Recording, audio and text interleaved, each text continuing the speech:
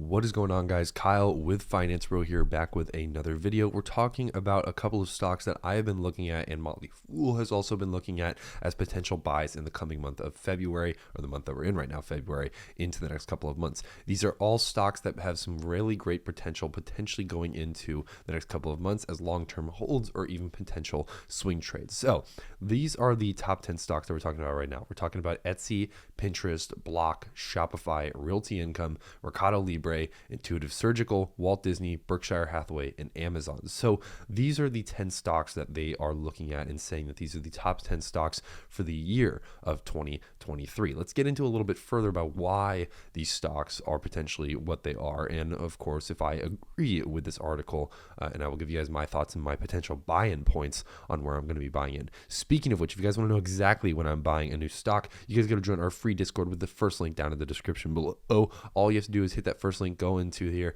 go to the Join Us channel, hit one of these links in the Join Us channel, and then you guys will be taken to Upgrade Chat where you guys can purchase one of the tiers that we have. Again, that's all different budgets are available, and we try to cover for everyone as much as possible. Now, let's get into this though. So Etsy, before COVID-19 pandemic, Etsy was growing nicely to connecting crafty makers with customers looking for something a bit more out of the ordinary than mainstream e-commerce fare. During the pandemic, e-commerce got a huge boost and Etsy absolutely skyrocketed, growing at more than twice the rate of overall e-commerce. It certainly helped that Etsy was a natural fit when people wanted unique face masks, but its growth has been impressive across all product categories. In just the second quarter of 2022 alone, Etsy's marketplace sales volume was up over 141% over comparable pre-pandemic levels. Now, you're probably wondering, they're talking a lot about pandemics here. Well, aren't we kind of past most of that, if not really all the way through it? And that is the point. But here's the thing. Etsy has not only survived when Amazon rolled out its own handmade items platform, it won.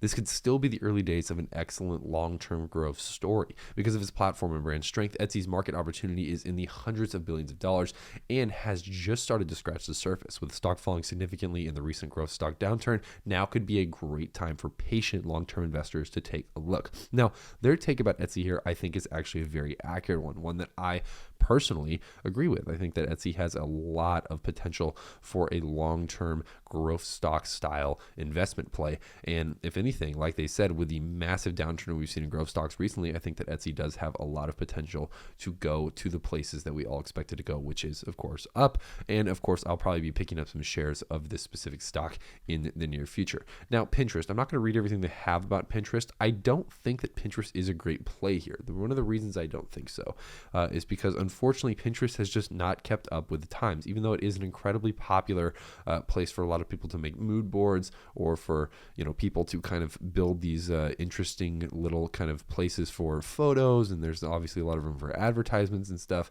I just don't see a long-term standing with Pinterest. I just don't see Pinterest really competing in the market unless they change something drastically about the way that they do their overall marketing and their overall positioning. Block. So Block is formerly known as Square. This is a pretty niche payment processing hardware company, and they used to be, in my opinion, a lot more of a better investment. But as of late, they've kind of taken a step back, focusing more towards crypto processing payments, especially in the kind of stocks world, debit cards world, and direct deposits. I do think that there is obviously a place for Block, and I do think that if there is kind of another bull run in crypto, Block stands a very good chance to also kind of run up alongside a lot of those bigger plays as well. So I like Block. I'm not going to be buying a ton of shares of this, but again, I do think that it is still somewhat of a growth stock if we see a bull run in crypto later on. Shopify, in my opinion, is one of my absolute all-time favorite stocks. I think it's slowly becoming a blue chip stock. This is your go-to e-commerce platform. Every single business that I have ever heard of or known that does e-commerce based payments runs it off of a Shopify store. It's just the easiest way to do it. There really is no other real competition with it, and I think that it is incredible, the value that you get with Shopify. Big fan of Shopify. It is a little expensive right now, in my opinion, waiting for more of a drop in the overall price of that to really make a move there. I like Realty Income as a REIT. This is, of course, one of those style stocks that pays out a really large dividend. We're talking about an annual yield of about 5%, or even 15% annualized total returns. But either way, this is still a really good income stock if you're looking for something like that. But keep in mind, with these kind of dividend stocks, you have to put a lot in to get a lot outright. The dividends that you get paid with only, maybe even 20 to 50 to even 100 shares are really not that worth it, in my opinion, for the overall growth that you're getting when you can otherwise get typically better growth in something like an index fund, like an S&P 500 index fund or other things like that. Those are just 5 of the stocks out of that list, guys. There are some other ones in there, but I'm going to probably talk about them in a later video. If you haven't already, make sure to hit the subscribe button. Other than that, though, guys, that's all I have for you guys today. I'm Kyle with Finance Bro. Take it easy.